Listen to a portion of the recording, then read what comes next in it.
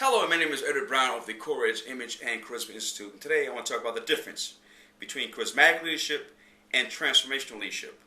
On the face value, they look the same. They're both awe-inspiring, big picture, and crusade-driven, and the personality is at the helm of both concepts.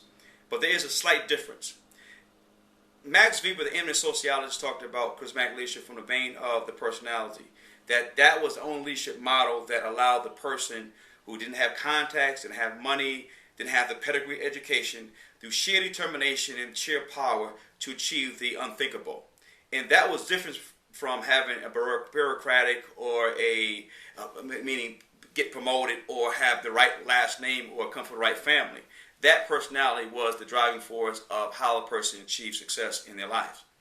Transformational leadership came about 1978 through the work of James McGregor Burns. Burns basically saw charismatic leadership as a hindrance towards empowerment and didn't see it as transforming the individual towards empowering the person to be on their own and do their own and think for themselves and be a total individual.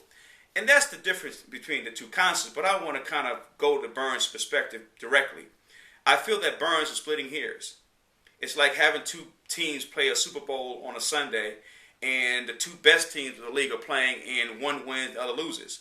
And because the one who loses is seen as I was a loser, then invariably said as a poor team. I don't even know why they got in the Super Bowl from the get-go. But you can't have it both ways. You can't say when the team wins is a great team, and when it loses, it's a poor team. You can't say charismatic leadership is a great concept and it's motivating, inspirational, and then when it does not do what it needs to do because people make their own choice at the end, it's problematic. Also, I don't think Burns gave enough credence to people's ability to choose and decide what's best for themselves. He basically said that it was the responsibility of the leader to empower and transform, where all a leader really can do is inspire. The person has to be motivated inside to change and transform.